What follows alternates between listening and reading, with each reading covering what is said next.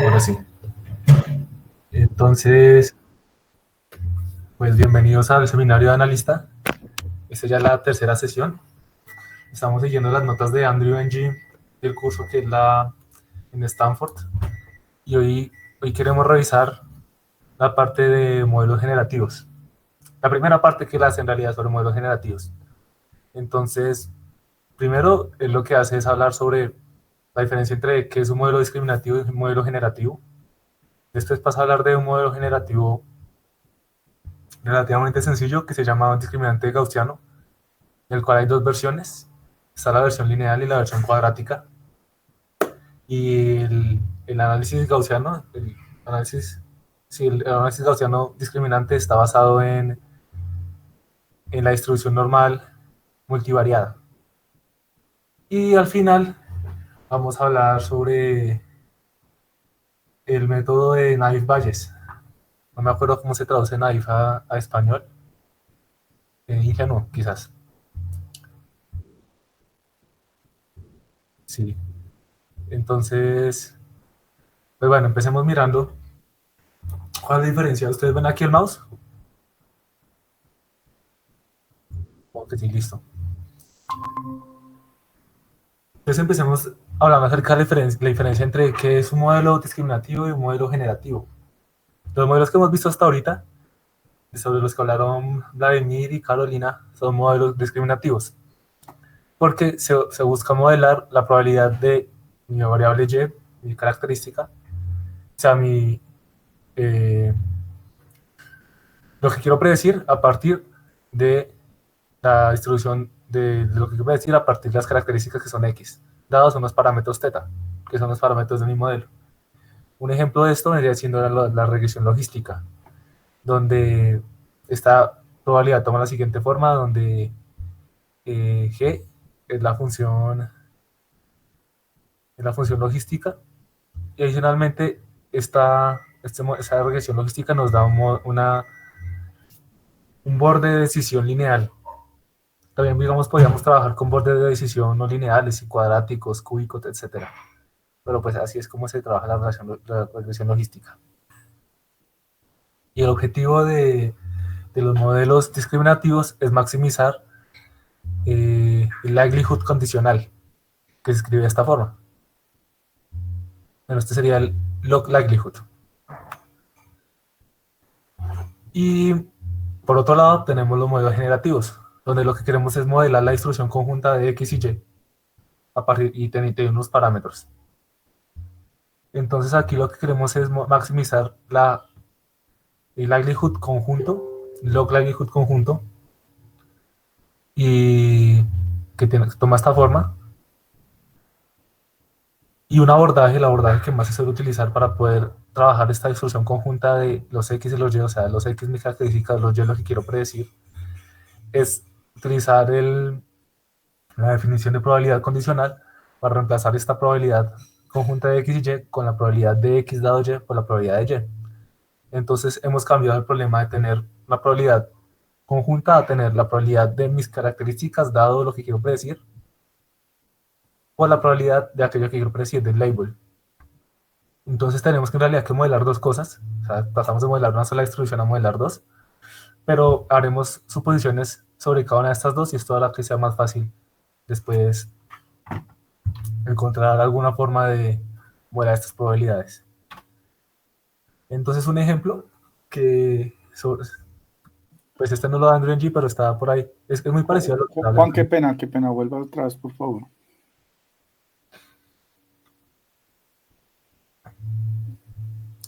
Pero esta última ecuación de abajo no está bien, ¿no? ¿Cuál? La última. Creo que sí, venga a ver. Sí, ¿está de acá abajo? No, sí está bien, ya. Sí, qué Sí, pena, sí. sí. Ujú, ujú. Porque si no todo se me va para abajo. No, todo bien. No, mentira, sí, eso está bien. Sí, porque hay que medir respecto a la probabilidad de Y. Sí. Entonces, continuemos. Vale, un ejemplo es, por ejemplo, cómo hacer clasificación de spam. Una forma es Yo tengo mis características, que en este caso serían las palabras, por ejemplo, un conteo de palabras en los correos. Y lo que quiero hacer es, en mi espacio de características, que serían este conjunto de conteos de las palabras, definir una frontera. Y entonces todo lo que esté a un lado de la frontera vendría siendo spam y lo que esté del otro lado sería no spam. Entonces sería encontrar una frontera aquí que separe spam de no spam. Y a partir de donde caigan mis características, lo predigo como spam o no spam. O sea, todo a partir de la frontera de las características. Hay otro abordaje que sea el abordaje generativo, donde yo lo que hago es separo mis emails en spam y no spam, y creo un modelo para las características del spam y otro modelo para las características del no spam. O sea, creo dos modelos. Y eso es para saber si un nuevo email que me llegó es spam o no spam. Lo que se hace es comparar las características de este nuevo email con las características generadas por ambos modelos que ya tengo y mirar cuál se ajusta mejor. Entonces, ahorita vamos a hablar sobre esta abordaje, el abordaje generativo. Y entonces, como ya hemos visto, la idea es, eh, para hacer predicciones tenemos que saber cuál es la probabilidad de lo que quiero predecir de mis labels a partir de mis características, dadas mis características, y maximizar esto. Esa probabilidad se puede escribir de esta forma, donde está aquí arriba la probabilidad conjunta de x y y. Y la probabilidad de x, aquí supongamos que mis labels tienen solo los valores 1 y 0, se escribe de esta forma. Entonces aquí vamos a llamar la probabilidad de y de mis labels. Lo llaman en inglés class priors, sería como la probabilidad anterior de los labels. Entonces, para hacer una predicción, lo que uno hace es buscar de todos mis labels, aquello que maximice esta probabilidad condicional de y dado x. Así es como se hace predicción y como se hace predicción en la regresión logística. Ahora la idea es utilizar estas dos probabilidades, la probabilidad de y de mis labels y las probabilidades de las características dados los labels. O sea, reemplazar esta de acá, que era lo que hace la regresión logística, por modelos generativos, donde yo modelo las características que sean estos X, dado que pertenece a cierto grupo, y también modelo la probabilidad de que se genere un email, por ejemplo, en este caso un spam de cierto grupo, spam o no spam. Pero, Juan, ¿y cuál es la diferencia entre esto y lo usual de Bayes? Porque Ah, esto es lo que uno hace, ¿no? sí, es lo mismo. Es lo mismo. ¿Qué? Live Bayes es un modelo de generativo. Entonces, vamos a empezar a hablar acerca del modelo más sencillo, que se llama discriminante gaussiano. Y el discriminante gaussiano, vamos a recordar esto, vamos a verlo rápido, van a ser muchas fórmulas, pero es para tenerlas en cuenta. Al final vamos a ver cómo se aplica. Vamos a mirar que es una distribución normal multivariada, que es lo fundamental que se utiliza en el análisis discriminante gaussiano. Entonces, una distribución normal multivariada tiene dos parámetros, la media y la covarianza, donde la covarianza es una matriz. Entonces, supongamos que mi vector, yo tengo un vector aleatorio que se distribuye según la normal con media mu y covarianza sigma. Este vector tiene n componentes, entonces mu pertenece también a n componentes, y la covarianza es una matriz n por n, donde adicionalmente por propiedades de la covarianza, pues es una matriz que es igual a su transpuesta, y adicionalmente es positiva, o sea, es una forma cuadrática, no estoy mal, se llama así. ¿Y cuál es la forma funcional de esta distribución? Es esta de acá. Entonces, la idea es tomamos un vector y le asignamos un numerito positivo y se asigna de esta forma. Se tiene 1 sobre 2pi elevado a la n medios por el determinante de sigma a la 1 medio por la exponencial de menos 1 medio, esta forma cuadrática. Sí, como sigma pertenece a estas matrices, sigma a la menos 1 también es una forma cuadrática. O sea, también me da esto algo positivo. Entonces, esta es una generalización de una cuadrática, de una función cuadrática a n dimensiones. Entonces, propiedades aquí rápidas, la esperanza,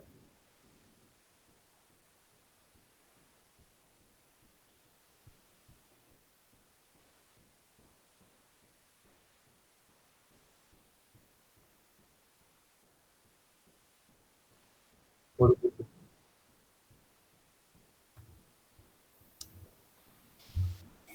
sí, entonces, por eso se llama una forma cuadrática, porque esto me termina dando un número. Esto es importante porque al final vamos a ver que por ejemplo, los órdenes de decisión que dan este tipo de modelos pueden ser o secciones cónicas en R2 o pueden ser líneas rectas dependiendo de las suposiciones que hagamos. Entonces, bueno, recordando cómo se define la matriz de covarianza, se define de esta forma. Yo tengo dos variables aleatorias x y xj. La covarianza entre xy y xj es la esperanza de xy menos la esperanza de xy por xj menos la esperanza de xj. Y la esperanza de todo esto. Esta es la covarianza. Y sigma se puede escribir de esta forma. Es una forma de acortar su expresión. Aunque también uno tiene que el sigma y j toma esta forma. O sea, estas dos son formas equivalentes de escribirla. Adicionalmente, supongamos que sigma sea una diagonal. La diagonal cuyas entradas son sigma 1 al cuadrado, sigma 2 al cuadrado, así hasta sigma n al cuadrado. Entonces, tener esta distribución de acá, esta forma cuadrática, esta multiplicación se me termina reduciendo a multiplicar una componente, digamos x1, por, me quedaría x1 al cuadrado por sigma 1 al cuadrado, más x2 al cuadrado por sigma 2 al cuadrado, etc. Entonces eso se me reduce a multiplicar n variables independientes gaussianas, cada una con media mu y varianza sigma i. O sea, si sigma toma esta forma diagonal, es igual que tener una gaussiana en cada una de mis componentes. Y los isocontornos de esto son elipsoides. Ahorita vamos a ver unas gráficas para formarnos una idea más, o más, a tener más gráficamente más claro qué forma toman estos. Por ahora, solo para tenerlo en cuenta. Y adicionalmente aquí como por completez, cualquier distribución normal que tenga variable, digo, media mu y varianza sigma, se puede transformar a partir de una transformación de esta forma a una que tenga media cero y varianza la identidad. O sea, en pocas palabras, si yo tengo ahorita lo vamos a ver, si yo tengo un vector aleatorio que se distribuye de esta forma, yo lo puedo transformar para que me vaya a una que tenga media cero y varianza la identidad. O sea, en pocas palabras, esto es como coger la misma distribución que es esta de acá y rotarla y estirarla en ciertas direcciones. O sea, esas son todas las posibles formas de llegar a una multivariada normal. Bueno, aquí hay más propiedades que son interesantes. Estas son muy interesantes. Por ejemplo, si Y se distribuye como una normal y Z también, la suma de ellas también se distribuye como una normal. O sea, la suma de las variables aleatorias. Si yo tengo esto, digamos, un vector aleatorio que se distribuye como una normal, cada una de sus componentes también se distribuye como una normal. Adicionalmente, las condicionales también se distribuyen como una normal, pero aquí sí la mu y sigma toman una forma un poco mucho más extraña, mucho más larga. Pero la idea es que normales van en normales, entonces como que las cosas se cierran y hace más fácil los cálculos. Eso para tenerlo en cuenta. Esto es como una motivación de por qué utilizar varias distribuciones normales. Y bueno, ahora sí, hablemos acerca de el primero, que es el modelo lineal, o sea, el discriminante gaussiano lineal. Este es el primer modelo que trata Andrew Ng con respecto a modelos generativos. Entonces, ¿qué es lo que dice? Y supongamos que tenemos K clases. Y ahora, supongamos que X, dado que Y es igual a K, supongamos por ejemplo que tenemos K clases, podemos cambiarlo por spam y no spam, tendríamos dos clases. Queremos ver cómo se distribuyen las características de mis emails, dado que mi email es spam o dado que no es spam. ¿Sí? Y vamos a suponer que esas características se distribuyen de esta forma, siguiendo una normal, con una mu que depende de la característica, o sea, los centros de estas distribuciones gaussianas van a depender de la característica, pero la matriz de covarianza va a ser la misma para todos. Entonces, esto nos va a dar fronteras lineales. Cuando la matriz de covarianza es diferente para cada característica, nos va a dar fronteras que son secciones cónicas en 2D o generalizaciones de funciones cuadráticas en más dimensiones, si trabajamos en más dimensiones. Entonces, Juan, sí. pero ¿qué quiere decir con que la matriz de covarianza sea diferente para cada una de las clases? Bueno, aquí tenemos las características. O sea, ¿qué significa?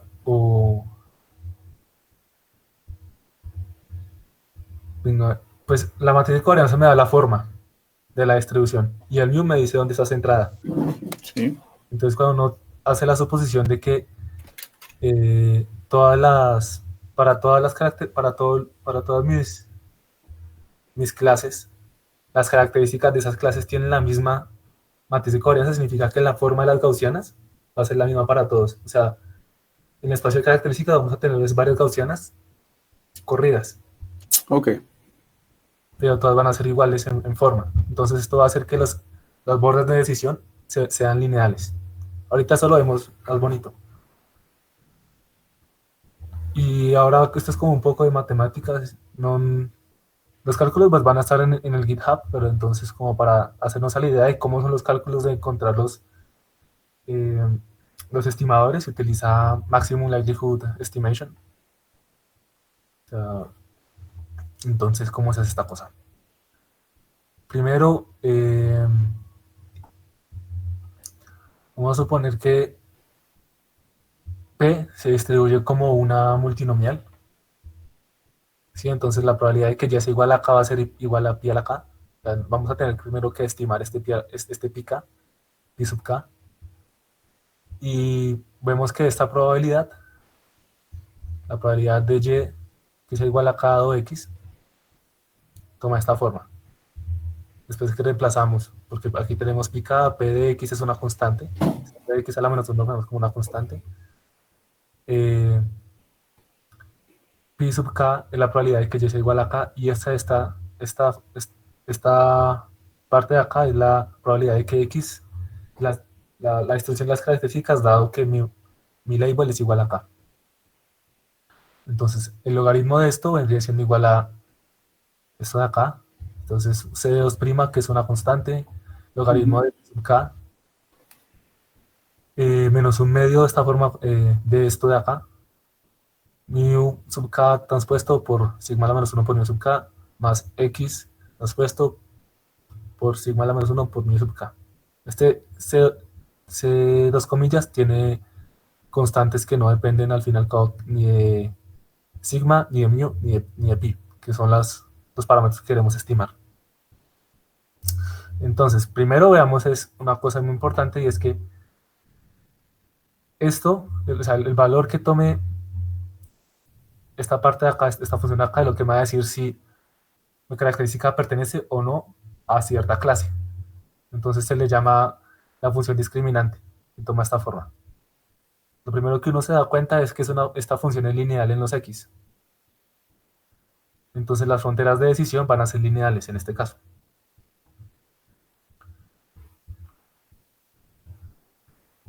Y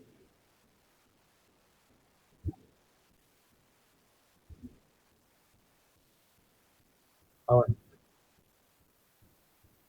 listo.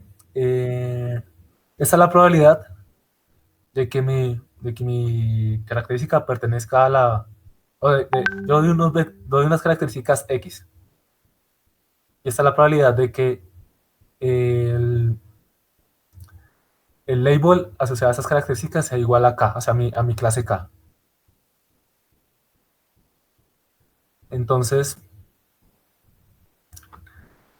cuando uno va a hacer una predicción, quiere mirar cuál de esas probabilidades para cada clase es la mayor. Si yo aumento, o sea, si yo encuentro el mayor de las probabilidades, es similar a encontrar el mayor del logaritmo de las probabilidades. Y si yo encuentro el mayor logaritmo de las probabilidades, lo que tengo que hacer es que para cada clase tengo que comparar estas funciones de acá. O sea, para clase K hay una cosa que, pues, esta función se llama el discriminante lineal, y es esta suma de términos, pues es esta suma. Y entonces, donde esta cosa sea mayor, también la probabilidad va a ser mayor. Entonces, donde esta función discriminante sea mayor, a esa clase va a pertenecer mis variables. O sea,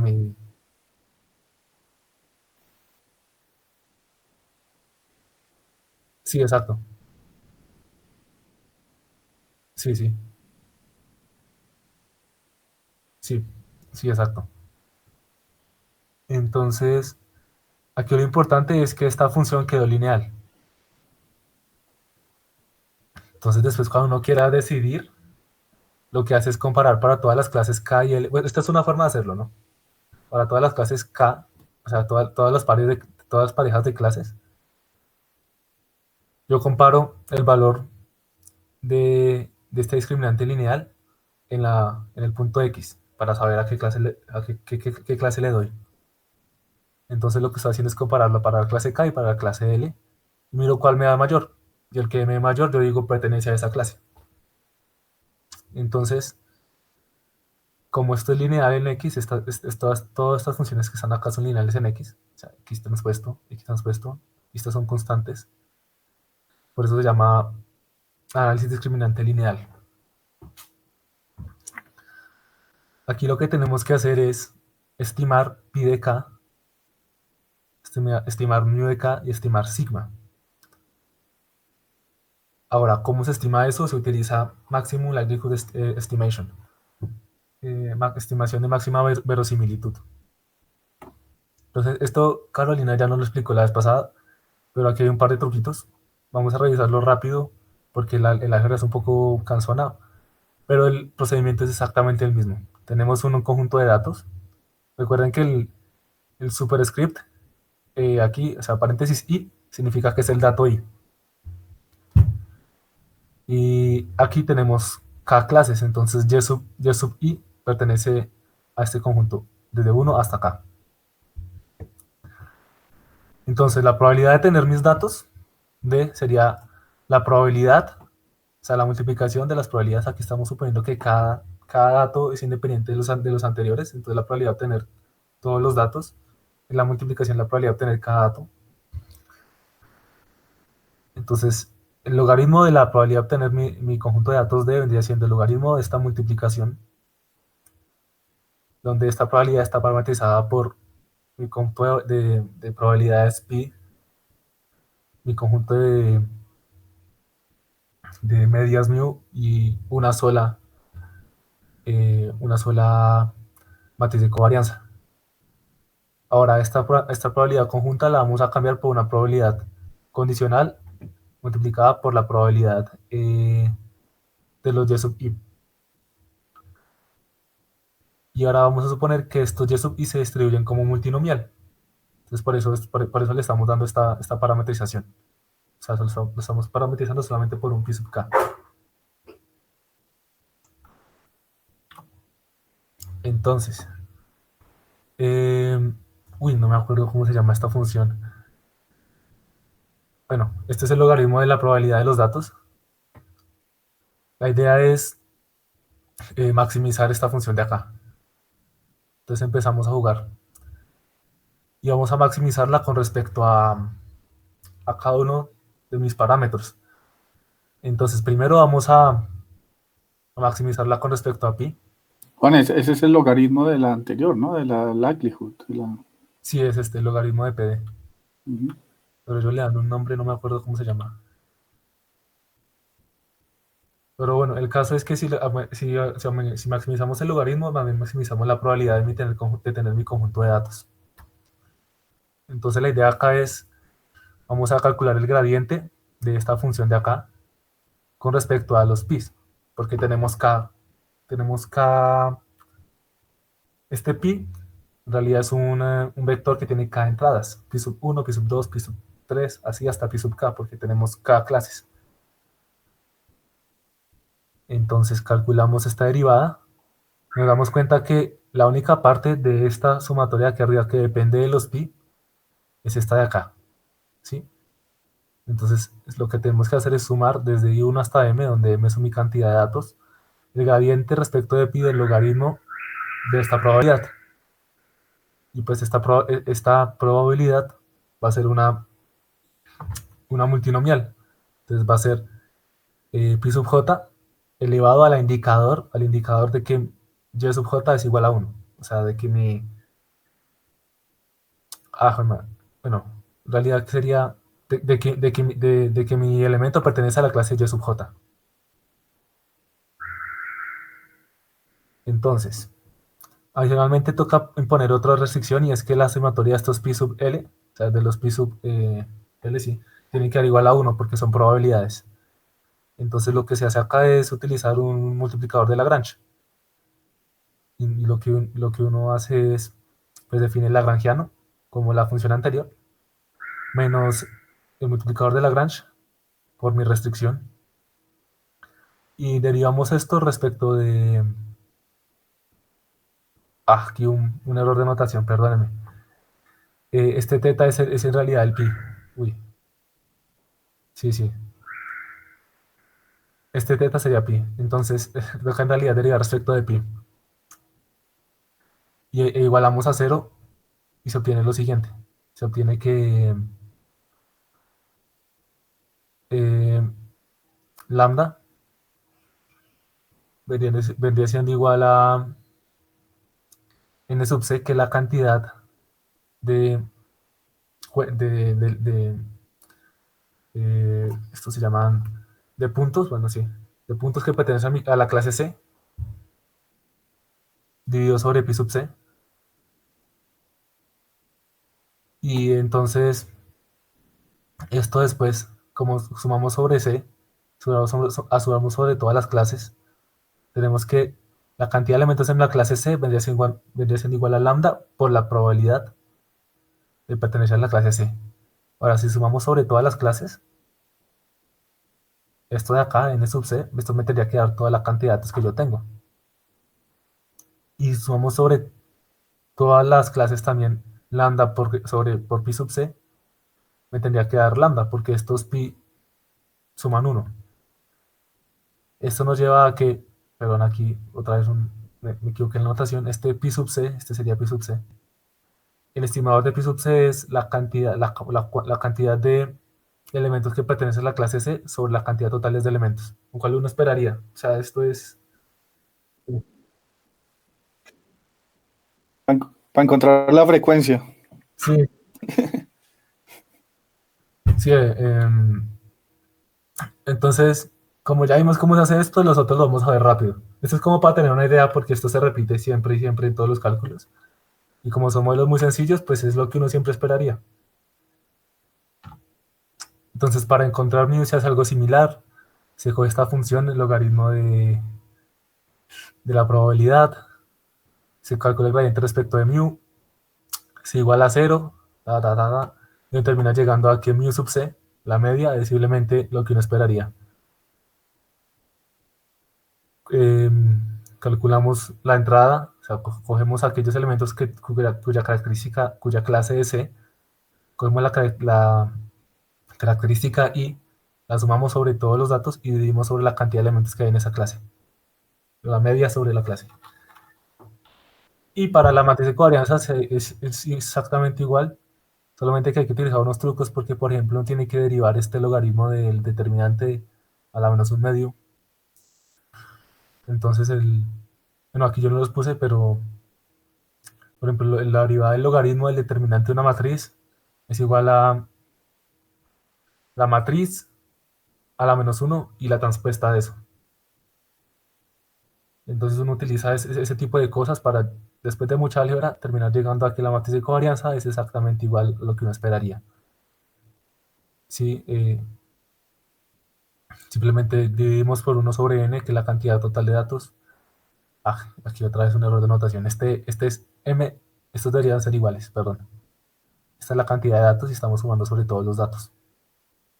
Entonces tenemos x sub i, o sea, mi dato i, menos mu sub de y sub i, o sea, el promedio de la característica a la cual pertenece el dato x y sub i, por la transpuesta, y sumando.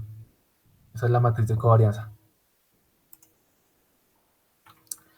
Y lo interesante de acá es que este modelo, el modelo gaussiano lineal, es equivalente a un modelo logístico, una regresión logística. Entonces aquí también viene un montón de álgebra que nos vamos a saltar más o menos un poco. La idea es la función, la forma funcional, que es esta de acá, de la probabilidad de que mi característica pertenezca a la clase C, dada de que mi label pertenezca a la clase C, dadas las características, es esta de acá. O sea, esta es la probabilidad de que de las labels, las características dada el label, que está parametrizada por mu sub c y sigma, por la probabilidad de mi clase, sobre la probabilidad de x, que la vamos a dividir sobre todas las clases. Esto es algo que ya en algún momento vimos solamente con 2 clases, ahora aquí se hace con varias clases. Después de cancelar algunas constantes, pues queda de esta forma. Y la idea al final es que después de hacer un poquito de álgebra, se puede llegar a esta forma de acá. Desde aquí tenemos la exponencial arriba de algo que multiplica a x, que son mi vector de características, menos unas constantes. Dividido la sumatoria de la exponencial de algo que multiplica a x, más unas constantes. Y esto es lo que llamamos la regresión logística multiclase. Entonces, en pocas palabras, si uno hace un ajuste gaussiano lineal, es equivalente a hacer una regresión logística. Solamente que el ajuste gaussiano lineal suele ser más rápido de hacer. Ahora, si una regresión logística ajusta bien a mi modelo, no significa que un ajuste gaussiano lineal lo ajuste bien. Eso no es una implicación en ambos lados. Solamente va de un lado a otro. O sea, si tengo un modelo que sea gaussiano lineal, ese modelo es equivalente a una regresión logística. O sea, su borde de decisión va a ser lineal y la forma de la distribución de probabilidad va a ser igual. Pero si tengo unos datos que tienen una distribución logística multiclase, no significa que cada uno de ellos por separado tenga una distribución gaussiana. O sea, por ejemplo, si tienen distribución de Poisson, también se va a llegar a una distribución logística. Entonces, es como para tenerlo en cuenta. Y al final, pues lo único que hicimos acá fue suponer que perdón. Ahora a cada clase le vamos a dar su propia matriz de covarianza. Entonces, repitiendo los cálculos de arriba, el logaritmo de P sub k, o sea, el logaritmo de la probabilidad de que mi clase sea k, dadas mis características, tomaría esta forma de acá.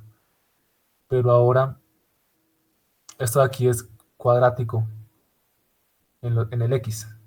Tenemos x transpuesta por sigma a la menos 1 de k por x transpuesta. Este sería x, perdón. Este no es x transpuesta, solo x, para que eso me quede un número. Entonces esta frontera de decisión se vuelve cuadrática en x, y cuando queremos mirar a qué clase pertenece, o sea, si comparamos este discriminante, en este caso cuadrático, de cada una de las características, pues nos quedaría también una función cuadrática. Entonces las fronteras de decisión son cuadráticas. Si la miramos en 2D son secciones cónicas. Y ahora sí dibujitos, que es lo interesante. Por ejemplo, si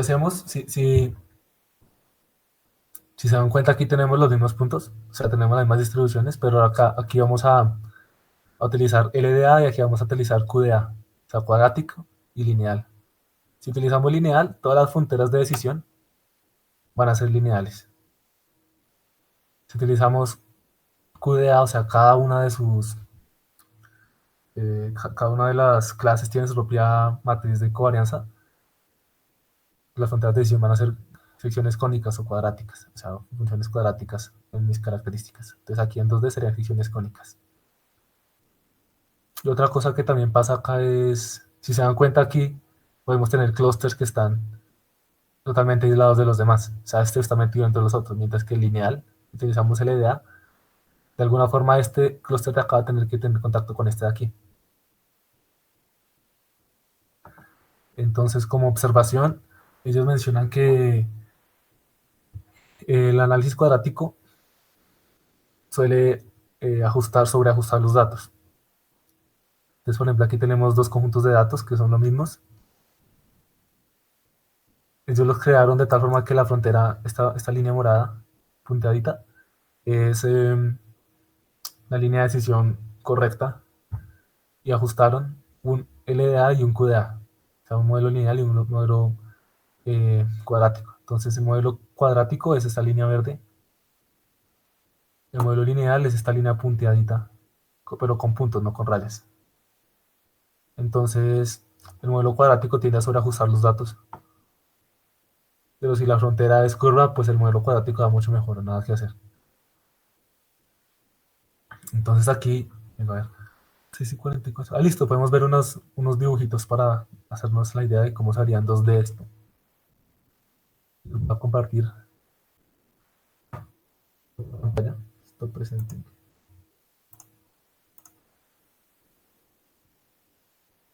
Debe ser esta. Sure.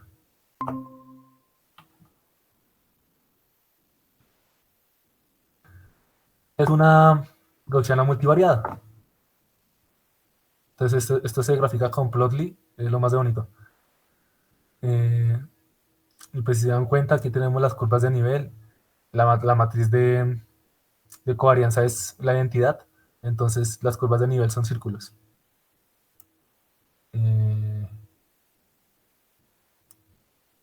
Y ya, pues esta es la forma que toma. Por ejemplo, voy a cambiarle aquí la matriz de covarianza y voy a ponerle, por ejemplo, un elemento aquí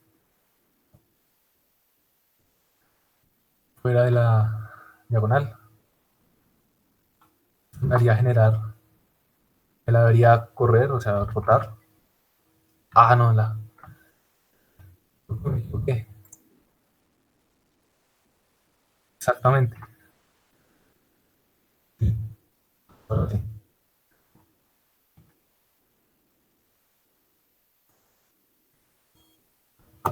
Listo, acá.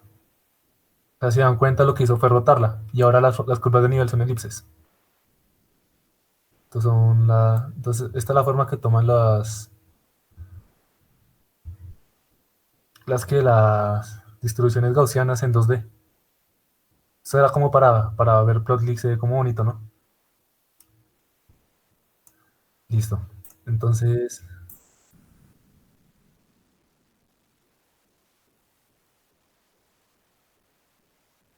sí,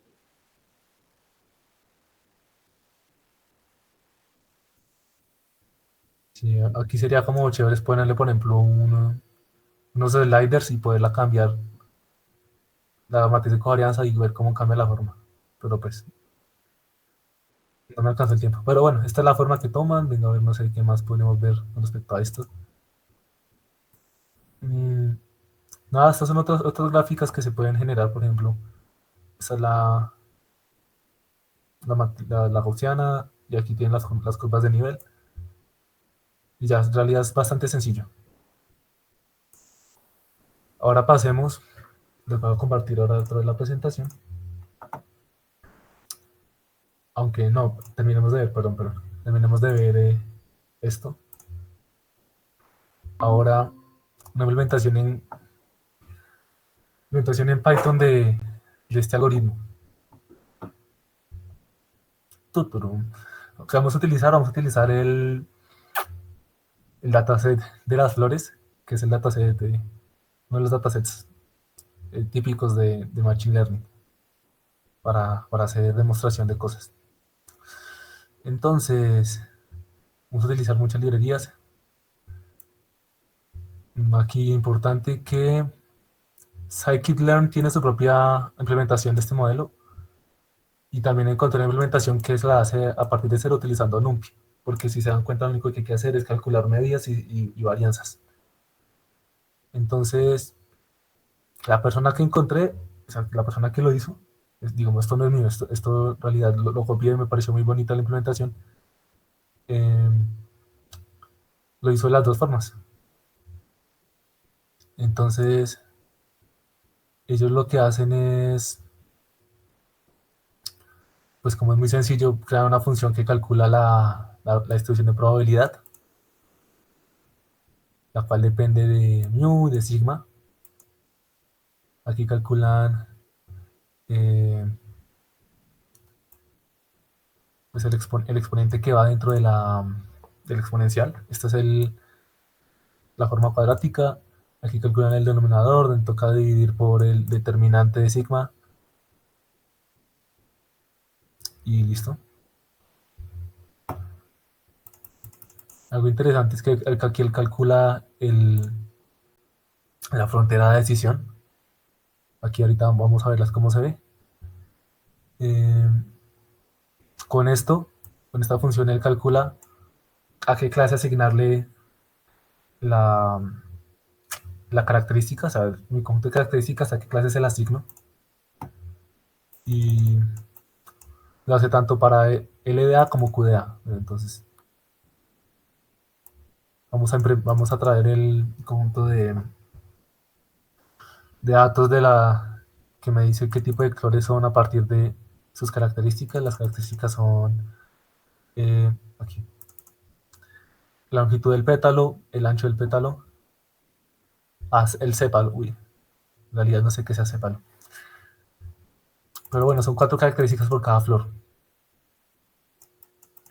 Entonces van a utilizar solamente 2, aquellas relacionadas con el pétalo. Entonces vamos a graficarlas. Así. Un eje es el pétalo, el ancho del pétalo, otro eje es el largo del pétalo y tenemos 3 clases. Vamos a ajustar entonces ahora un modelo gaussiano lineal para tratar de predecir a qué clase pertenece. Entonces primero se estiman los parámetros. Los parámetros cuáles son mu para cada clase, o sea, la promedio para cada clase y la varianza. Y ya, en realidad es, roteamos las barreras de decisión, las graficamos. Entonces aquí lo que hace es graficar eh, curvas de nivel para la distribución de probabilidad de cada clase. Entonces tenemos para la cetosa, para la virgínica y esta que se llama versicolor. Ahora esta curva de acá, esta es mucho más diciente. Estas son las curvas de decisión. Todo lo que se encuentre en esta región va a ser versicolor. Todo lo que se encuentra en esta región va a ser catalogado como virgínica. Y está todo lo que se encuentra en esta región como cetosa. Entonces, como teníamos 3 gaussianas en el espacio de características, pero todas con la misma matriz de covarianza, las fronteras de decisión dan lineales. Dan líneas. Cosa diferente. Bueno, ¿y cuál es la accuracy? 78.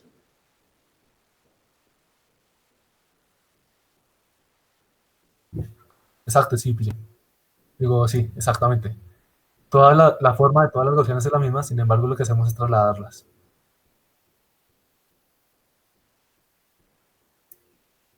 Mm, si lo hacemos cuadrático, o sea, una matriz de covarianza diferente para cada clase, terminamos obteniendo gaussianas diferentes con forma diferente para cada clase.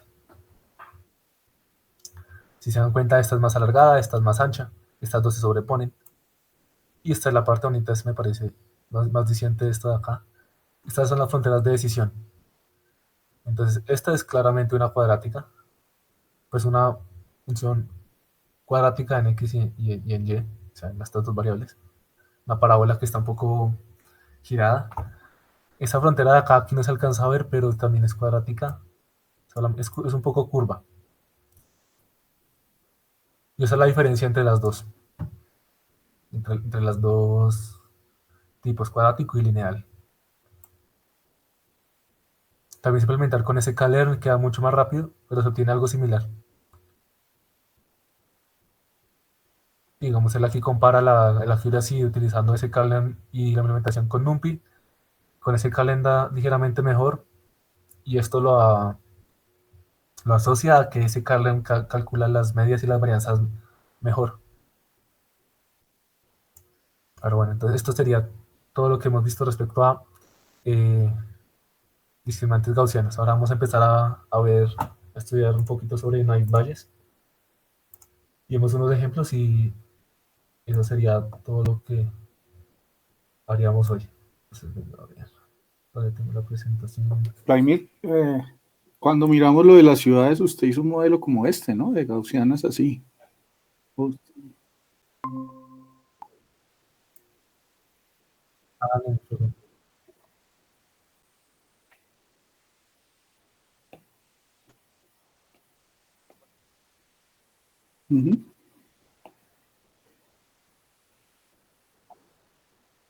Para clustering, sí. Ujú. El cuadrático. Ujú. Sí, sí. Listo, entonces ahora miremos la parte de un calificador naive Bayes o Bayes ingenuo. Entonces empecemos primero por definir qué sería un clasificador óptimo Bayes, estilo Bayes. La idea de un clasificador óptimo es maximizar la probabilidad a posteriori. O sea, si yo conozco mis características, con la probabilidad de que la clase a la que pertenece mi elemento sea una dada. Entonces aquí también un poco de, ¿cómo para llamarlo? Esto es un poco de definiciones para plantear el problema bien. Vamos a suponer que mis características pertenecen a un espacio de p dimensiones. G, o sea, las clases van a ser discretas. Mis datos van a ser cosas de ese estilo. Parejas que pertenecen a X, X, G, si X, mi característica, G, la clase. Y la idea de un clasificador óptimo estilo Bayes es aprender la función que me lleva de espacio de características al conjunto de valores discretos. Entonces uno lo que define es una función costo. La función costo es 0 si predije bien la característica y 1 si la predije mal. Y la idea es, este f gorrito es la función que yo quiero aprender. La idea es minimizar, minimizar el error, minimizar el valor esperado del error. Esta es la esperanza del error de mi función, la función que yo quiero aprender, y g sería en este caso el valor de la variable aleatoria que toma valores en esta g gótica, que serían las clases asociadas a cada punto. Aquí otra vez vamos a llegar a algo muy intuitivo. Entonces, terminamos llegando a que este f gorrito está la estimación de mi función, vendría siendo el argumento máximo sobre todas las clases de esta probabilidad. La probabilidad de que G sea G, o sea, que mi clase sea la clase G, dado que mis características toman este valor X minúscula. Pero acá hay algo interesante. Eh, esta probabilidad, como ya hemos visto antes, la podemos cambiar por esta probabilidad multiplicada por o sea, la probabilidad condicional de X dado G o la probabilidad de G. Entonces, esto nos lleva a lo siguiente. Utilizamos la regla de Bayes. Este X es un vector aleatorio que tiene n entradas. Entonces, esta probabilidad de tener X, dado que mi clase está en la clase G, es esta multiplicación de acá. Entonces, aquí tenemos en realidad n más un términos en esta productoria. O sea, tenemos uno acá y n acá. Y ahora la suposición que vamos a hacer es la siguiente, que las variables son condicionalmente independientes. O sea, si yo quiero mirar cuál es la probabilidad de que mi característica i tome cierto valor, dado que las otras características toman otros valores, y dado que mi clase es la clase G, eso es igual a la probabilidad de que mi característica i tome cierto valor, dado solamente que la clase es la clase G. O sea, si tengo información sobre las otras características, esta información no me va a decir nada acerca de qué valor va a tomar esta característica. O sea, vamos a decir que son condicionalmente independientes. Esto es Naive Bayes. Es una suposición muy fuerte, pero suele funcionar bien. Ellos dicen con datos, conjuntos de datos que tienen dimensionalidad muy alta. Y es un muy buen primer tipo de clasificador a utilizar. Okay. Juan, esa suposición es la que le da el nombre al método, ¿sí? Exactamente, Naive Bayes. Okay. Entonces ahora lo que tenemos que hacer es igual que en la vez pasada, modelar la probabilidad de x, de que la entrada de x de mi vector aleatorio sea, pues tome cierto valor, dado que mi clase es g, y la probabilidad de que la clase sea g. Aquí vamos a suponer que las clases son discretas, entonces P de G va a ser una multinomial. Y aquí en este caso, P de X y dado G puede ser un Bernoulli, multinomial, gaussiana, Poisson, etcétera, lo que uno quiera. Entonces en Scikit-Learning hay varias implementaciones de Naive Bayes. Entonces está Naive Bayes gaussiano, Naive Bayes multinomial, Naive Bayes Bernoulli. Y todas en realidad lo que cambian es esta forma de modelar la probabilidad de que X, la entrada de X y décima tome cierto valor, dada mi clase G. Y algo para mencionar acá es que si uno toma, por ejemplo, características que son continuas, como en el caso de clasificar las flores según el largo y el ancho de su pétalo, usualmente se supone que las características se distribuyen como una normal. Entonces esto es un caso particular de Quadratic Discriminant Analysis, que ya vimos, pero donde la matriz de covarianza es diagonal. Y adicionalmente la matriz de covarianza es diferente para cada clase. Entonces también se obtienen fronteras de decisión cuadráticas. Si digamos, si trabajamos con variables continuas. Venga, a ver, entonces aquí esto es más de lo mismo de lo que vimos ya la vez pasada. El método que uno utiliza para calcular los parámetros de mi distribución de probabilidad, o sea, esta distribución de probabilidad va a estar parametrizada. Estas dos, perdón, esta y esta. Son estimación por máxima verosimilitud. Lo que uno hace es siempre lo mismo. Toma su conjunto de datos, calcula la probabilidad de tener este conjunto de datos, como en la productoria de tener cada dato, la probabilidad de tener cada dato. Aquí reemplazamos la probabilidad de que mi label sea y sub i, de que mi clase sea y sub i, con este pi de y igual a y sub i. Y esta es la probabilidad condicional de mis características, dada que tengo y igual a cierta clase. Se calcula el logaritmo de esto, bla, bla, bla, se hace... Esta productoria se convierte en una suma. Esta productoria de acá, y como esta probabilidad de acá se convierte en una productoria, la probabilidad de cada componente respecto a mi clase, o sea, dada mi clase. Y si se dan cuenta, aquí solo tengo que tener información sobre la clase, no sobre las otras características. Esto es el modelo Naive Bayes. Este logaritmo también coge esta productoria y me lo convierte en una suma. Y termino llegando a que el logaritmo de la probabilidad de mis datos, de tener mis datos, se toma esta forma. Esa es una suma de varios términos. Por un lado, como es una suma de términos, si yo quiero minimizar respecto a pi, respecto a mis valores de pi, o sea, las probabilidades de que mis clases sean, tomen cierto valor. Entonces, minimizar con respecto a estos pi no me, no me es independiente de minimizar con respecto a cualquier otro parámetro que se encuentre en esta parte de la sumatoria. Entonces esto significa que estos pi sub i pueden ser estimados de forma independiente con respecto a los parámetros de estas distribuciones de probabilidad. Y adicionalmente, como aquí separamos estos n, son las componentes de mi vector aleatorio.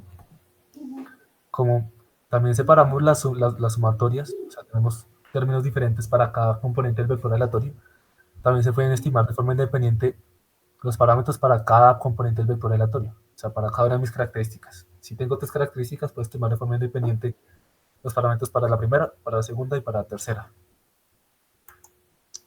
Cosa quizás que no se podía hacer en los otros modelos, por ejemplo en el QDA, Quadratic Distribution Analysis, donde tenía que calcular esta matriz de covarianza, y la matriz de covarianza tiene que relacionar eh, componentes diferentes del vector aleatorio. Entonces aquí no tengo que relacionar componentes diferentes de los vectores aleatorios. Por eso Bayes gaussiano es una matriz diagonal.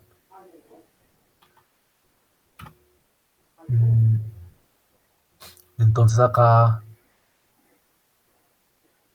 si uno utiliza Navier Bayes gaussiano, es suponer que mis características x sub i se comportan de cierta forma. Y esa forma es esta distribución gaussiana, está parametrizada por una media y una varianza.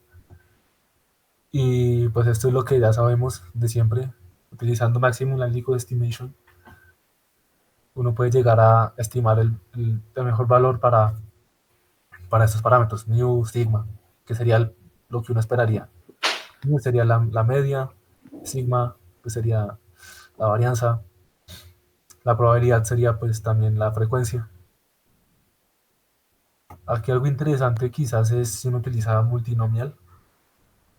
Hay Bayes multinomial, o sea, mis características también toman valores discretos.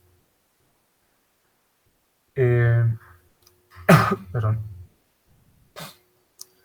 El estimador toma esta forma.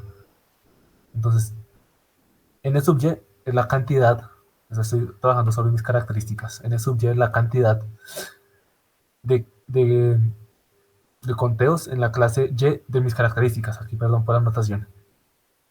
Eh, o sea, si tengo, por ejemplo, un email, y entonces en el email voy a contar las palabras. Entonces, supongamos que tenemos un diccionario, solo tenemos 10 palabras. Entonces tenemos 10 posibles valores, o sea, tenemos en realidad n de y, tenemos 10 diferentes n de y, uno para cada palabra diferente que podamos tener.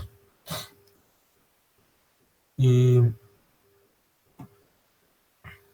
y ya ellos agregan este alfa acá para normalizar, o sea, no, para evitar este efecto que se da de que si yo tengo mi conjunto de datos de entrenamiento, resulta que hubo cierta palabra que nunca apareció en ese conjunto de datos,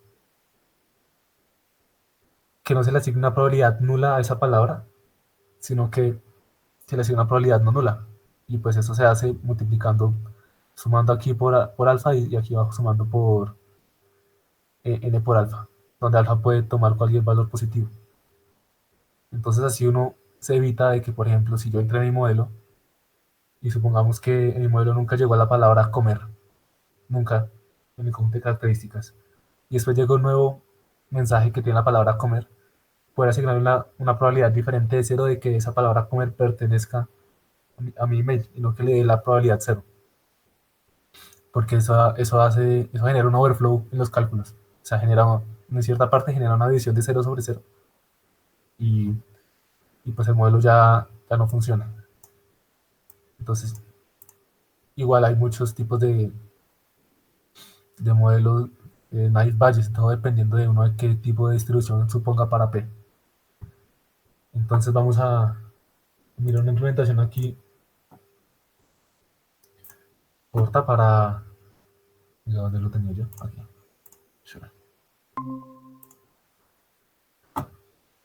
Eh, la parte aquí al final es graciosa. Height. Igual vamos a hacerlo para dos tipos de variables continuas y variables discretas. Entonces vamos a utilizar el mismo dataset. Vamos a utilizar igualmente longitud y en ese caso de longitud y ancho del sépalo para clasificar las florecitas. Eh, Esta es la implementación con NumPy. Igual lo que toca hacer es calcular la media, la varianza para cada componente y la probabilidad de obtener un valor, de obtener cierta clase. Y ya, son muy poquitos parámetros. En realidad esto es muy rápido. Esto funciona muy rápido. Y para predecir se hace exactamente lo mismo. Se calcula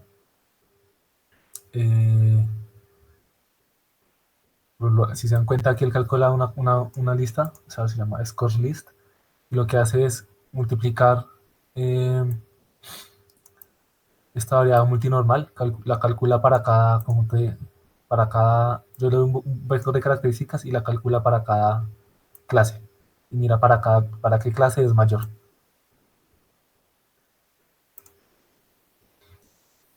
Y, y si se dan cuenta aquí lo que hacemos es dibujar las barreras de decisión, que son también cuadráticas. Son diferentes al modelo cuadrático lineal, porque el modelo cuadrático lineal trata de sobreajustar los datos. Como se supone que la matriz de covarianza es diagonal, pues entonces no sobreajusta tanto los datos. Pero igual, por ejemplo, esta es una cuadrática, esta es una cuadrática. Bueno, aquí lo implementado con ese Kernel. Ese Kernel lo tiene ya implementado de base. Entonces es mucho más fácil de implementar, solamente se importa y listo. No hay que calcular nada. A ver aquí que... Sí, simplemente se importa, se pasan ciertos parámetros y se ajusta. Y ya después yo puedo predecir. Aquí le digo que me prediga, le paso ciertos... Hago un... Se hace sí, se hace un látiz sobre el espacio sobre este espacio de características y se predice para cada punto y así se hace para mirar cuáles son las barreras de decisión. Lo importante acá es que toman esta forma cuadrática y aquí lo vamos a hacer para un modelo multinomial. Este modelo multinomial es muy interesante porque vamos a mirar texto. Entonces, este Calderon tiene un dataset que se llama 20 tipos de noticias. Esos 20 tipos de noticias son las siguientes. Ateísmo, gráficos, aquí Windows, for sale, autos, motocicletas, béisbol, etc. Ahora lo que vamos a hacer es entrenar un modelo Native Bayes para que me prediga un texto a qué tipo de clase pertenece, qué tipo de noticia es. Vamos a tomar solamente 4 tipos de noticias, que son religión, cristianismo, no me acuerdo qué es, espacio y computación gráficas. Entonces, como esto ya viene ese cable, entonces es muy fácil dividir el dataset de entrenamiento y testeo. Simplemente se llama la función, se le pasa que quiero que me vuelva un conjunto de entrenamiento con ciertas categorías. Él me lo pasa, entonces por ejemplo miramos el dato número 5, o sea, sería el texto, y toma esta forma. Entonces digamos aquí, por ejemplo, el man está hablando acerca eh, de religión. Ahora, aquí algo bonito para hacer es que ese Calendar también permite crear pipelines. Entonces aquí yo tengo un texto, ¿no es cierto? La idea es este texto convertirlo en un vector. Entonces ese Calendar también me da esta función que extrae características que se llama TFID Vectorizer. Esta función lo que hace es que promedia dos cosas. Por un lado, la frecuencia de una palabra en un texto, y por otro lado, qué tan frecuente es la frecuencia promedio de esa palabra en todos los textos de mi conjunto. ¿Eso por qué lo hace así? Porque si una palabra es muy frecuente, significa que va a pesar menos que una palabra que sea menos frecuente, porque va a tener menos significado, va a generar menos cambio en el texto.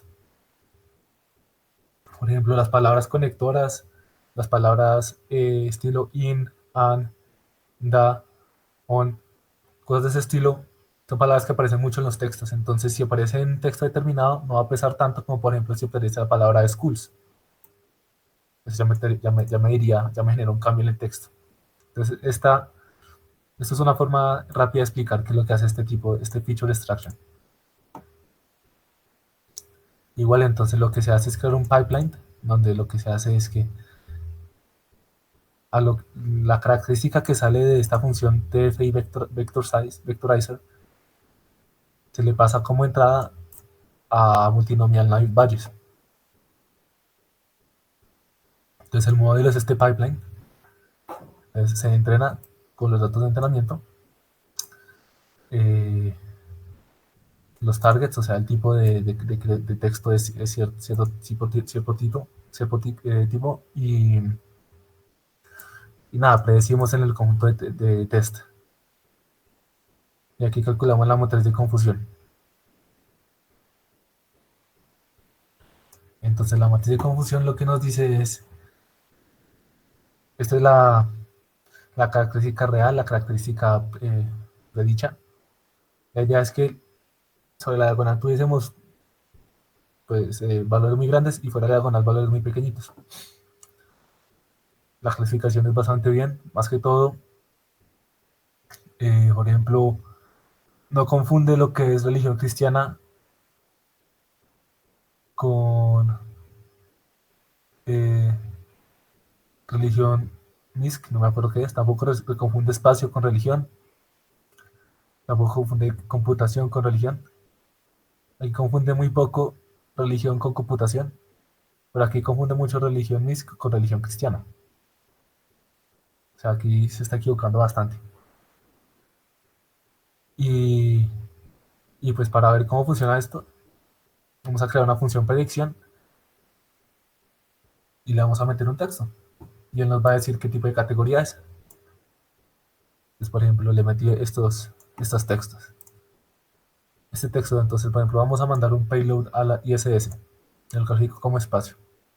Le pregunté que si Dios era real, me dijo que eso era cristiano. Y le pregunté que cómo dibujar a Mr. Duque. Me dijo que eso era computación. O sea, vamos bien, porque aquí entendió bien que esto es dibujar. Entonces le podemos meter otro texto. No sé si ustedes quieran meterle otro texto.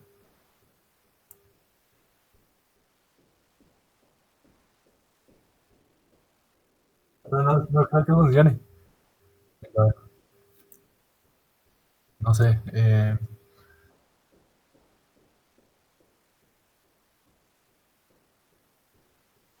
Dibujar a Dios, a ver. Pero en español. Ah, ya veo. Ya.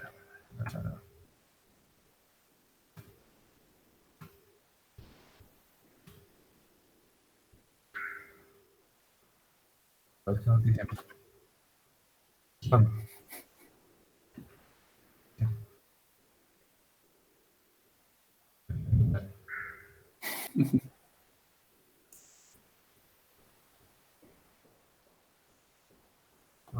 Ujú. bueno,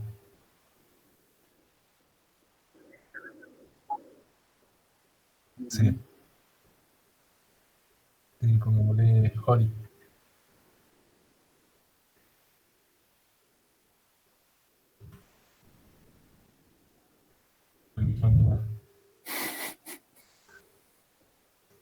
Ahora sí.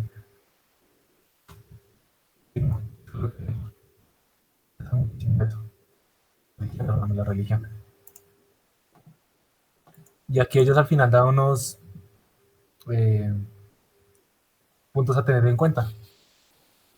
Porque no hay valles es tan usado, por un lado, porque es muy rápido, o sea, uno solo tiene que calcular probabilidades y listo, o sea, frecuencias. Fácil de interpretar, tiene poquitos parámetros y funciona muy bien cuando se cumplen las siguientes cosas. Bueno, cuando se cumplen las suposiciones, claro está, pero pues eso es muy raro. con las características están muy separadas, o sea, el modelo es poco complejo, lo cual tampoco es muy interesante. Y también para datos con alta dimensionalidad. Esto es bastante interesante porque esto es un tema que se trata muchísimo en Machine Learning y es muy recurrente, es el tema de la dimensionalidad. Y es que conforme la cantidad de dimensiones aumenta en mi dataset, eh, los modelos se empiezan a volver peores, peores y peores. Y usualmente modelos tan sencillos como Naïve Bayes dan resultados muy buenos en datasets con dimensionalidad altísima. Porque las distancias, o sea, los clústeres, conforme empieza a aumentar la dimensionalidad, se empiezan a separar más. O sea, las distancias en espacios de dimensionalidad muy grandes se empiezan a volver mucho, mucho, mucho más grandes. O sea, los clústeres se separan. Ese tipo de, ese tipo de modelos que utilizan clústeres muy sencillos, pues empiezan a volverse buenos. Y todo eso tiene que ver con esto. Y una vez uno tiene suficientes datos, cualquier modelo, incluso uno sencillo, puede ser muy poderoso. Entonces, esto fue todo lo que tenía para contarles hoy. Eso es lo que él habla, eso es lo que él habla en Benji sobre modelos generadores. Ya después lo que sigue, si no estoy mal, son máquinas de soporte vectorial. Métodos de kernel y máquinas de soporte Vectorial. vectorial. Ah, sí, me faltó. Eso no lo hice acá. Si se dan cuenta, uno supone una distribución de probabilidad para mis características. En este caso, la distribución de probabilidad es gaussiana. O sea, pero, por ejemplo, uno también puede utilizar un método de kernel para ajustar esa distribución de probabilidad. Y dicen que eso da mucho mejor. No hice los cálculos en realidad. Eso me faltó. Pero esa también es otra forma de ajustar esa distribución de probabilidad. Si uno no quiere parametrizarla tanto. Okay. Gracias, Juan. Pero